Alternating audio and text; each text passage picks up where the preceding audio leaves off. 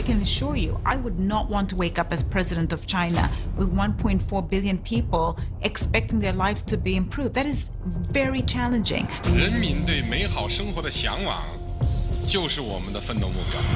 The Chinese government have brought about 600 million people out of poverty since the beginning of the reforms from 78. 我们剩下的最后的贫困人口是4000多万。翻过头来，它可能是最难以克服的深度绝对贫困。习近平以人民为中心的发展战略是极其独特的。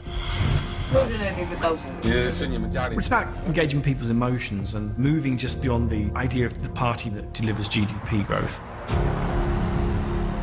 The China Dream is a unique piece of political vocabulary he's used. 中国梦有2个层面，一个就是作为国家，一个作为个人。党和政府都会帮助大家。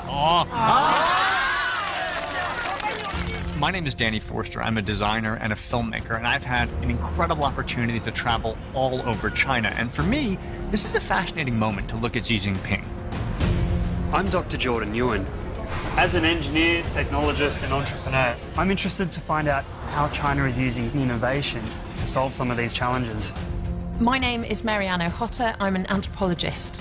There's a phrase that's often associated with President Xi's policies, and that's that they are people-centred.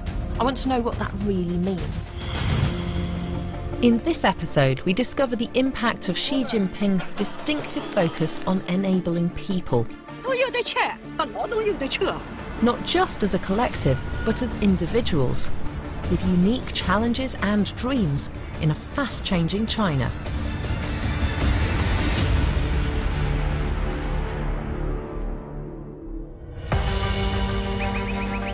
How can you have big dreams if you're worried about tomorrow? Can everybody participate in the China Dream? Take the story of Shi Jinping. Her husband's dead and her children have moved to the city. Her village, Shibadong, was once lost in the hills of Hunan province. For years, there wasn't even a road in. 改革开放以后，造成了很大的收入差异，农村啊、小城镇啊，被人们遗忘了。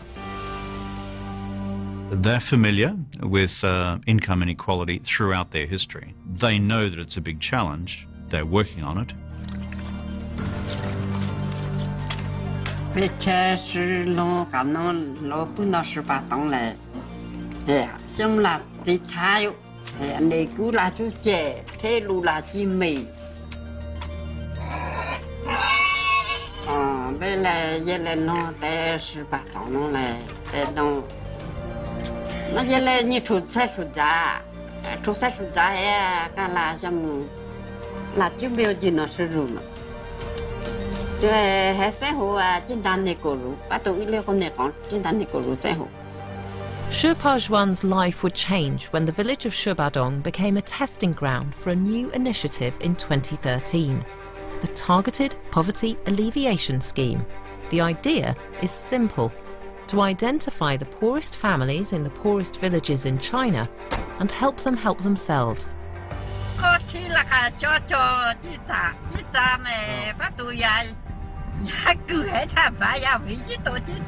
Rather than simply hand out benefits, the Poverty Alleviation Scheme asks poor villagers to take chances, be ambitious, pursue dreams.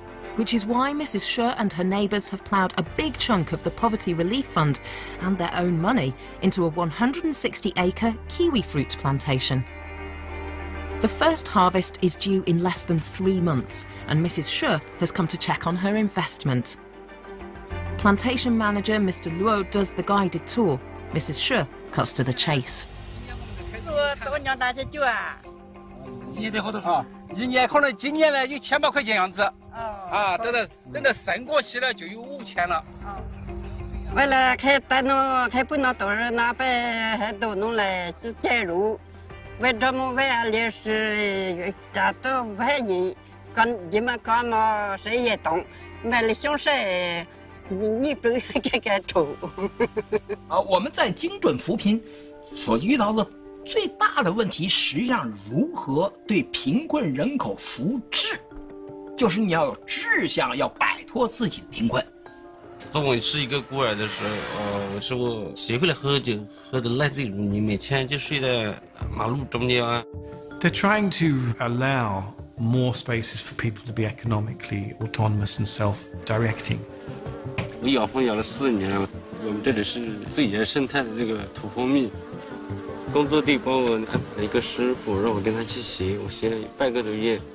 Every poor family in China has a dossier, a folder, and somebody's responsible. Even senior party officials from the province being assigned there and being responsible for 150 or 200 poor families.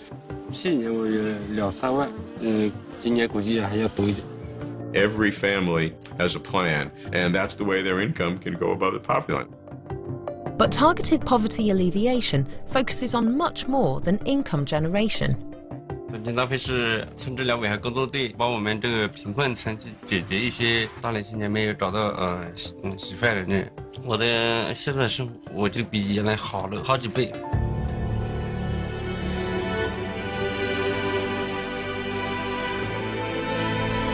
Though half of China's 1.3 billion people live in urban areas, more than 600 million live in the countryside. And to help them get better opportunities involves providing new infrastructure. The building of roads to the once remote village Shubadong has given its inhabitants a new way to make a living. In the past, few strangers found their way to Shubadong. Now they come by the coachload. Poverty Relief Task Force leader Wu Shewun says it's revitalizing the village. 15年前或者20年前，这个地方呢，可以说呢，我们现在用一句话怎么说呢？原来是穷山恶水，因为这个里根本没有外人来过。那么现在的话呢，那就大不一样了。中国最美丽的乡村了，这是我们的目标。It's led to the renaissance of a centuries-old craft. The Miao have always embroidered their own clothes. Now, with the help of the task force, they've set up a collective to sell their work to visitors. So it's like if the ocean comes up, all the boats sort of go up. That's the general plan of economic development, and that makes sense. But President Xi has taken it to a new level and say, okay, now we've done that, but now there are still some people who, because of geography, maybe in mountain areas, or because they have infirmities or disease, that it's not going to work for those people. So we have to have a targeted approach. 同步前进，一个也不能少。 In 2016, China spent more than $10 billion on tackling poverty. Since 2013, 60 million people have been raised above the poverty line. That's one person every 2 seconds.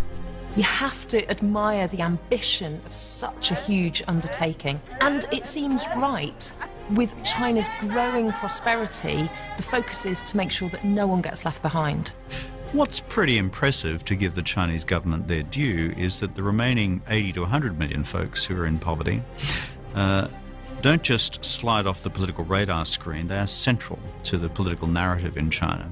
习近平以人民为中心的发展战略是极其独特的。他对中国的经济发展提出了不要以GDP 论英雄，要以民生为英雄。来问问你们。不能在安内，安内不能来不能在白中了，为小女白的也接不。Shi Pazhuan's visitor spent time asking various details about her life conditions. 而且今天你进来呢，这就手女白的就要常务这就中，不留着可讲好好，然后来。 人就来不当在不内不只讲到高呀，不解释，叫我们黑新闻联播呀，为是起初不有，或者眼不有，眼当然不能国家主席张耀龙。If you look at his speeches, there's a clear refrain that gets repeated quite often. He talks of people, he talks of poverty, and he talks of social justice. In the past 5 years, President Xi has made visits in 14 of the poorest regions in China. It's clear that Xi Jinping has an interest in the poor, but I wonder, where did that curiosity come from? I think one of the critical byproducts of China's newfound position on the world stage is that people are paying attention. So the things that Xi Jinping says, his philosophies, his strategies, are of importance not just to the Chinese people anymore. But what shapes Xi's approach to politics? How has his life experience prepared him to lead one of the world's emerging superpowers? Xi was born to an elite political family and educated in Beijing. But at the age of 15, he would experience dramatic change. He went down to a pretty remote area and kind of just mucked in. You know, he had to kind of forget his elitist background. It's a very undeveloped area, so it was pretty tough. He was known as someone who did kind of cooperate and collaborate. This is Lianjiahe in Yanchuan County, the village where Xi would spend his next 7 years. Local shopkeeper Liao Jinlian remembers Xi as a man who was happy to pitch in. 这就是狗是一个的山里受苦劳动，那个的跳着大风，他的也狗是大风跳风。 Xi got his first experience of public administration when he was elected village party secretary at the age of 20. His first project was to set up a foundry and a milling station. But he had even bolder plans. His biggest achievement was to organize the community to bring more land under cultivation. 修治大坝的时候的话，什么也做了，这个车子也推了，土也掏了，种出去脏活、累活都抢着干，所以大家呢对他才这个尊重和信任。当时70年代呢，这里的这个条件很不好，很艰苦，生活也很苦，但是在这苦的时候呢，苦中有乐。 For a contemporary Chinese leader to have an authentic link with the countryside is pretty important. He has eaten bitterness. The Chinese word for that is 吃苦, and that gives him the moral right to speak in the way that he does now. Xi left the district in 1975. In all, he'd served in 5 provinces at every level of the Chinese government. President Xi was a governor in Fujian, party secretary in Zhejiang, and then party secretary in Shanghai. Each one of those provinces are bigger than most countries of the world in terms of numbers of people and size of GDP. The Chinese system, therefore, of training political cadres is pretty comprehensive. So when I look at people like President Trump, who's gone straight from commerce into the White House, in the Chinese system, this would be seen as just unfathomable, impossible not to have had extensive, decades-long direct experience in public administration. Xi's extensive experience across China's vast landscape, interacting with different communities, would sharpen his strategy and prepare him to address China's economic challenges to come. The backbone of any economy is infrastructure. And what China has shown is tremendous in terms of their investment in the infrastructure space.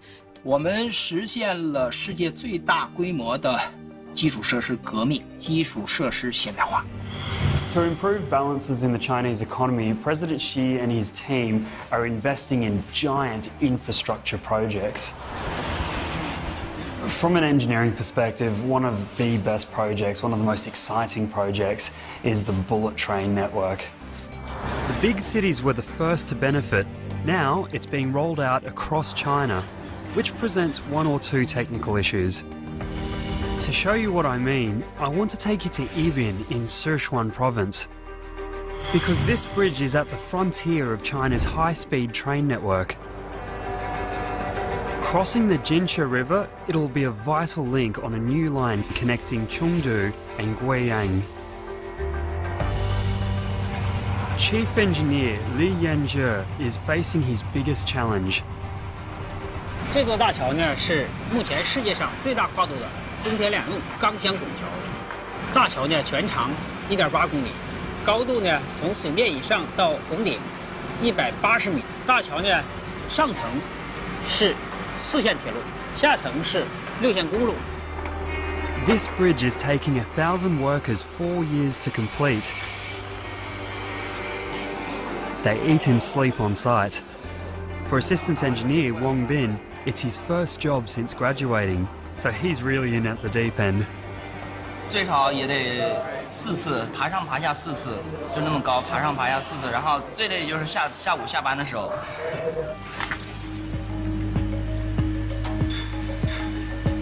Today, 2 new sections of the arch are being brought up the river.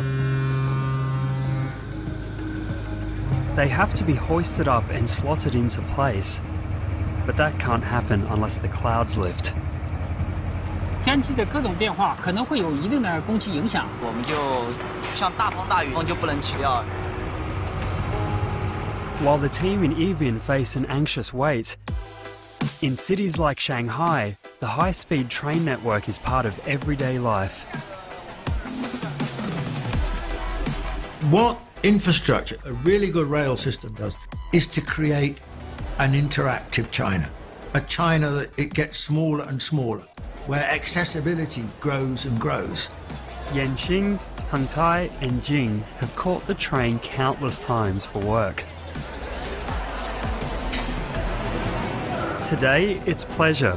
They're off to Wuyishan to see an old friend and her new baby. In the days before the bullet train, the 700-kilometre trip to the mountains and rivers of Wuyishan would take anything up to 12 hours. 然后可是现在的话，我们通过高铁，我们只需要3个小时，我们一个周末来回。 In transforming China's economy, which is exceedingly important for the development of the country towards its goals of a moderately prosperous society by 2020, it is absolutely essential that the economy be transformed, and innovation is the key element to make that happen. 从极低收入的人口大国，变成世界最大的，我们称之为上中等收入国家。 Good to see they've not forgotten the traditional gifts for the baby. For me, this is another small example of how the high-speed train is bringing people together and making this huge country that little bit smaller. Today, there's a 4x4 grid with 4 high-speed train lines running north to south and 4 east to west. The plan is to double that, with 8 lines running east to west and 8 running north to south. If infrastructure is at the heart of Shinomics, the political system allows a level of investment and long-term planning other countries find impossible. The West attitude, the Western economist attitude is, you know, it's got to make a profit. The Chinese haven't looked at it like that. Because the political system is structured the way it is structured, it means that they are not subject to the volatility of having to court and cater to an electorate. Government is able to focus on economic challenges without being distracted. The new line will cut the journey time from Chengdu to Guiyang from 14 hours to under 4. And now the weather's lifted enough to try and get the new sections of arch into place.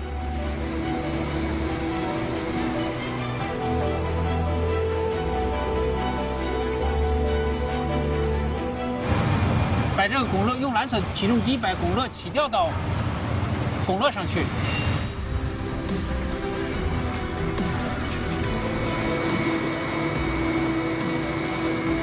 It's a tricky operation, even in good weather. 到，已经搞到位了没有？我在这里看着的。 The arches rise 180 meters above the Jinsha, ready to be slotted into place. It's not a job for the faint-hearted. 我相信，通过我们每个技术人员的努力，才会凝聚出我们的力量，把这个桥整体慢慢合拢。有自己的付出，有自己的辛苦劳动在里面，自己会很骄傲。 The bridge will soon be completed, and Yibin will join the high-speed train age. But this massive infrastructure is not the only way to unite a country as vast as China economically.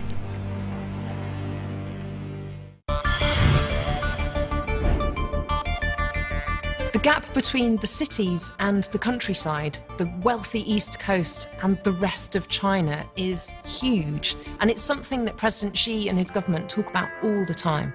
But it's easy to forget how big China is and how remote some of these rural communities are. Lo Wen-er is a village shopkeeper, and she knows that roads and railways aren't the only ways of connecting people. Technology has been a remarkable transformation of China. We're not talking about cars and trains, but it's really interhuman communications. 因此，它实际上是实现了一个非常好的一个互利共赢，就打破了所谓我们称之为区域的市场或者地区的市场，变成一个全国性的市场。 This is a really interesting idea that might help close that gap between city and countryside. It comes from a little village called Xiabu in eastern China. Home to around 2,000 people, it's a small market town full of buyers and sellers. But lately, the way they buy and sell has been changing. Mrs. Lo is the woman responsible. She's been running the local store for more than 20 years. Now she's embraced e-commerce and she's taken the village with her. 每天早上起来嘛，就是把店门打开，然后第二件事嘛，就是往手机上的店门打开。 The village shop is now a data-enabled, real-time responsive, globally connected e-commerce hub. Thanks to China Post and their Yuligo website, Mrs. Lo's customers can now buy almost anything from almost anywhere. 我买了那个丝袜和那个热水壶啊，那个两样，那他这里很方便的，我需要什么跟他说一下，然后他都会帮我找的。再见，再见。The role of innovation in terms of economic growth is absolutely critical. So broadly, Chinese people, commercially and economically, do have a lot of freedoms, and really encouraging them to kind of be entrepreneurial. Just outside Xiabu, Lo Shuishan is making oolong tea, the way he's been doing it for years. 老有和大精通啊，他们一般来讲嘛，总是那个两一心，不要进哦。干嘛个做一多点呢？反正有种两一心啊，这么大的，要这两个量一下子的，一心那个叫量一下子的。It may be grown and picked the same way, but what's new is what happens next. After bagging up the tea, he's heading to Mrs. Lo's shop. Not only can her customers buy, they can sell too. 俺小媳妇来底下多过，伊朋友个告诉，伊的也是个人的，伊的多过也是回复的，没关系啊。要是几个我晓得个人，俺比如说像人家左右我玩意，记住呢我对于我感觉好多的，我带小啊。Mrs. Lo weighs the tea and Shui Shan names his price. 那个左右要卖多少钱？ 我没得买200块钱。200块钱哦，那俺是我网高头买个说了，个现在等200块钱，没40块包。The deal's done, and Mr. Lo's oolong is about to go live across China. 30分钟，它就是在那个前台可以生效了，然后到时候看那个有没有人买。 It's finally time to shut up shop. She's taken over 5,000 yuan over the counter and nearly 200 orders online. And I reckon she's plugged a few more people into the internet and helped close that gap between the village and the city a little bit more. The combination of private investment, state investment and smart technology is distinctly Chinese. And the fact that this initiative that is being rolled out in villages and towns across China just goes to show how far ahead these guys are. In 2016, rural e-commerce provided jobs for 20 million people in China. The equivalent of $76 trillion was spent online here in 2016. That's up more than 26% on the previous year. I think there's entrepreneurialism in China which is very innovative, and there's a very sort of distinctive, and the way that you can now use the internet in China or mobile payment. One of the most fascinating aspects of economic development today is that there are many countries that have unlocked the public policy tools to increase economic growth and move many, many people, China's case, hundreds of millions of people, out of poverty. Average incomes have risen fast in China. Back in 1980, it was the equivalent of $300 a year. 20 years later, that had risen to $3,000. And in 2017, average incomes are expected to reach $10,000 a year. Seeing China develop today is almost like seeing the entire landmass of America get redeveloped. You're really getting to see a country reinvent itself, reinvent its infrastructure, rethink its culture, and do so very quickly and very publicly. What I love about it is that there isn't whiplash here. Citizens who live in rural areas are moving to urban areas, and that means new housing as well.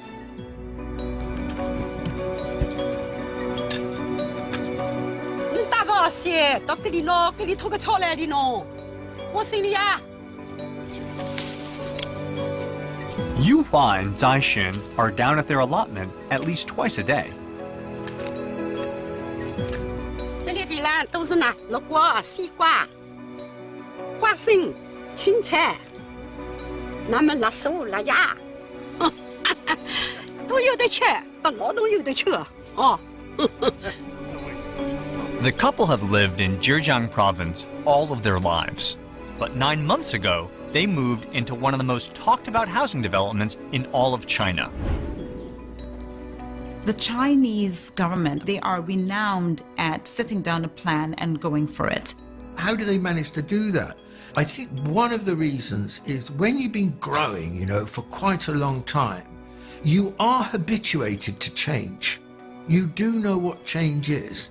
本来呢，个村子里一塌糊涂，现在那个国家把弄得还清楚。 This 46-home development is in the village of Dongzhiguan that's been making waves all across China. What's great about this project is that it looks great. It connects to the existing Chinese community and the folks who live there can afford to live there. 我这里个房子是去年到这里过年来，现在呢就刚好弄好你清楚就行啊。那边本来咱们苍蝇啊民众啊来这个事，就你来问他们来理由，都说我们福气好，这么好个房子等那个啊。 实际上，我们强调的这个有恒财这个恒心啊，居住有机屋啊，都是中国以及传统文化的一部分。The Chinese are habituated to saving, and they are worried about not saving because maybe they won't be able to afford healthcare. All across the country, people are beginning to feel more financially stable. But China still faces the big issue of how to support its young people and its elderly. Any ambitious venture begins with small steps. Meet Dr. Zhang. He's participating in a newly established nationwide healthcare initiative. As an American, right now the discussion of healthcare is a major issue in my country. How a government chooses to care for its infirmed is a huge issue. Now, think about China for a minute. We here have a population 4 times the quantity of America. So how that medical process gets streamlined has huge impacts for this country. China's demographics is a sort of massive problem. It's got an aging population. And then on top of that, as China becomes developed, it's becoming a country of greater instances of heart disease. So all of these are adding to the complexity of also trying to deal with wealth creation for poor segments of society. To help combat this issue, measures have been taken to improve China's social welfare system. That includes a brand new health insurance program. My question is, will these be of sufficient scale and happening rapidly enough to preserve the sort of social and political stability the Chinese leadership wants? And that lies in their hands. 老百姓从日改的时候，老百姓是僵尸化得到了生活。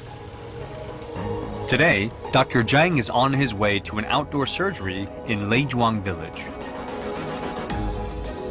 我们国家到目前为止，实际参保人群是超过了95%。教了10多年学，现在呢年老了，任何的任务就下来了。你现在搞的大家是不是吃饭子了？所以课外课。哦，你爸妈没吃饱。过去嘛，这个老百姓可能有那个背都得钱看，现在不一样了，有你的背，合着一辆，然后像我们1年只交了100块钱。2017年，我们国家财政对卫生的投入在1.4万亿左右，卫生费用占 GDP 的比重已经超过了6%。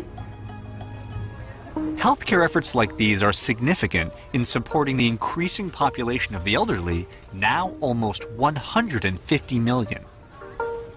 最重要的就是中国在极短的时间内，将一个世界最大规模的绝对贫困社会构建成世界最大规模的全面建成小康的社会。他自己用他自己的话，他说肉都吃完了嘛。要啃骨头了，前面的好吃的肉都吃完了，我下面要啃骨头了，啃硬骨头了。To continue to build quality welfare services for all is a huge challenge. Without it, China's middle-income population cannot reach the next level. It's not just the building the pretty buildings and growing the economy, but it's people's lives that are most important. Why is this so important to President Xi? 中国人不是说不想消费，他是不敢消费，这个就是个大问题。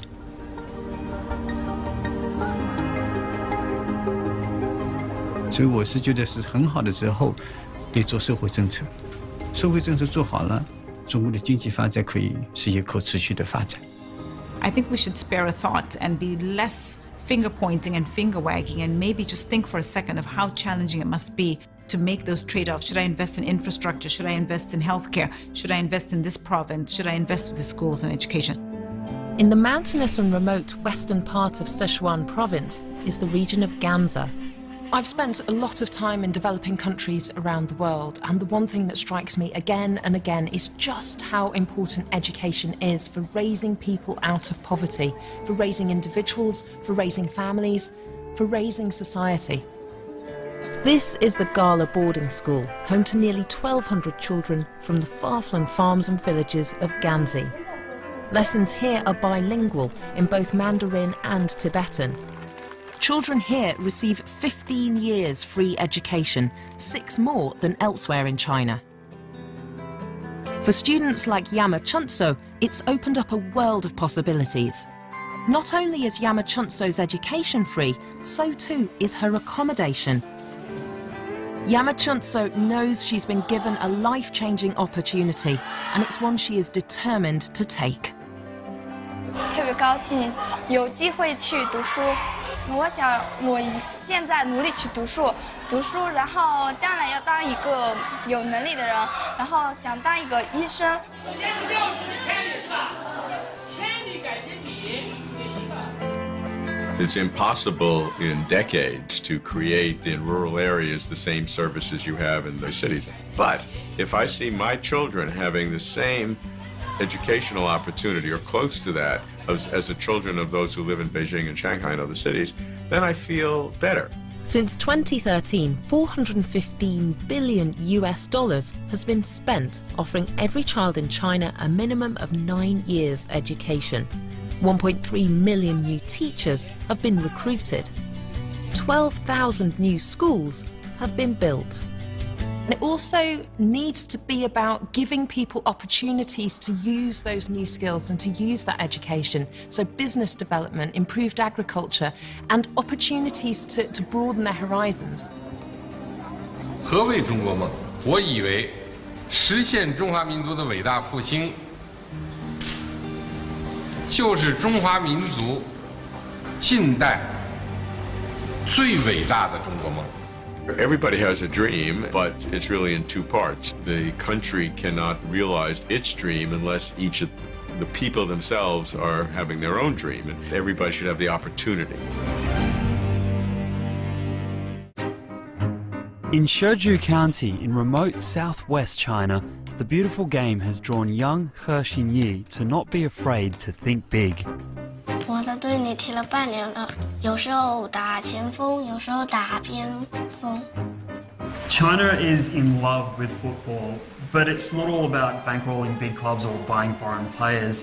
Football it's transforming the lives of thousands of young girls from rural China. It's taking them to the big cities and showing them a whole new future. 你为什么喜欢足球？因为我发现了，看见他们踢足球的很酷，而且有些女队员或者是男队员，他们都踢到重庆去过。我也想踢足球，然后我也想踢到重庆去。足球啊，很想给孩子能带给自信，同时我们要通过足球，让这些孩子实现梦想，让他到更好的学校去接受更好的教育。 With the right support and hard work, He Jinping is motivated like many others by the chance to get better coaching in the city. Meanwhile, in Chongqing, Li Chunju has followed her passion all the way, and there's no turning back for her. 当时来这里，我们很不适应，天天哭，基本上都是。来这里呢，我们的初中、高中都有好的学校找了，靠自己的努力来，去找好的学校，这才是自己嘛。我的梦想就是可以当一名足球教练吧，把我小时候经历的这些苦啊、甜啊，然后再教给他们。 中国梦, as she thinks out one side of her mind, the China dream. 我的梦, my dream. And so what the Chinese authorities are seeking to do is to say that you can have a big dream for your aspirations in life and who you want to be as a person. But remember, there is this big dream for the country as well. Wherever you go, the phrase the China dream keeps cropping up. A billion different people, a billion different life stories. Dong Ying is an accomplished musician with an international reputation who plays an ancient Chinese instrument called the sheng. She's also travelling around Beijing introducing traditional classical music to the next generation. 这个字儿的右边有很多像栅栏一样的啊，其实你看看，它就很像是把它当成一个土地的话，孕育出来很多很多的植物，对吗？ 其实给孩子们上这样一种音乐普及课，不光是为了让他们了解这样一件乐器，也是为了让他们多多的去接触这种传统音乐。因为只有孩子们去喜欢它，然后去接触它，去学习它，才有往后的传承。Listening intently is 11-year-old Hua Qi. Later that evening, back at home, her father asks her about Dong Ying's visit. 那这个就那个声是吧？ 你喜欢他什么呀？我喜欢他吹出来那个声音。老师给我们吹那个凤凰展翅的时候，我觉得那个声音特别的好听。Hua Qi and her father regularly go to the weekend concerts at the National Theatre for the Performing Arts. I think that Xi Jinping wants to persuade the Chinese of the capacity of the Chinese to modernize not just with material products, but in every area of culture. We can do it our way.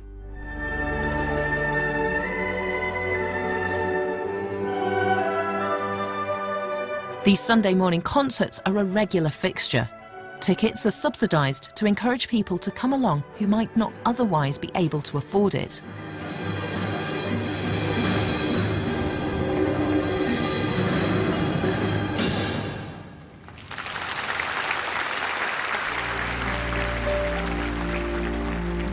What an unusual and beautiful instrument, and it's inspiring to see the efforts being made to engage young people in traditional Chinese music.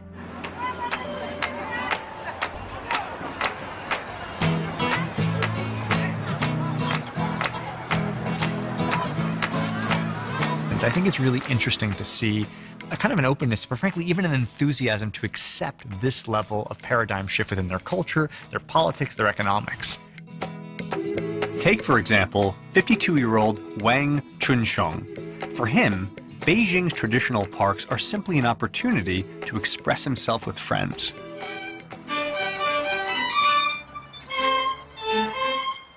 大大家有时候拉错了1个2个音也没关系，只要大家能开心就好了。From the sound of music to the sound of busy traffic, cab driver Wang effortlessly moves between these two worlds. 我在北京开车已经有这个20多年的历史了。我小时候的梦想是盼着什么时候自己能有这么一把琴。随着现在经济发展，过去我梦想的东西，现在我能实现了。Each of these dreams, no matter how personal, plays its part in China's ever-evolving journey.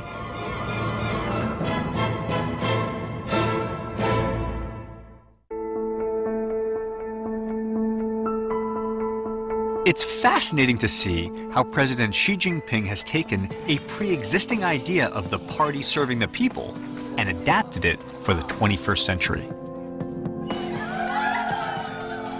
所以说，它不是一般的政治口号，而是实实在在的一个我们说行动方案。We want to set realistic goals, and we want everybody to participate. We don't want great disparities in wealth. That's the Xiaogang, or moderately prosperous society. China comes from a very different tradition to the Western tradition. And so the way it thinks about these things is very different. The internet age isn't always impersonal. By conceiving policies that focus on people rather than simply on GDP, Xi Jinping's people-centred approach is a bold and innovative way to tackle inequality and other tremendous challenges China faces as it transforms.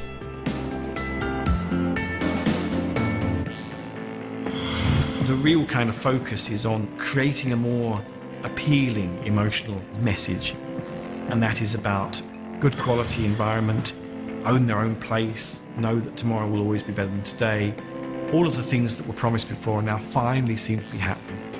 Through many small but firm steps, a renewed vigour has gripped much of China today. Xi Jinping is a leader who dreams very big dreams. What then does the near future hold for the People's Republic?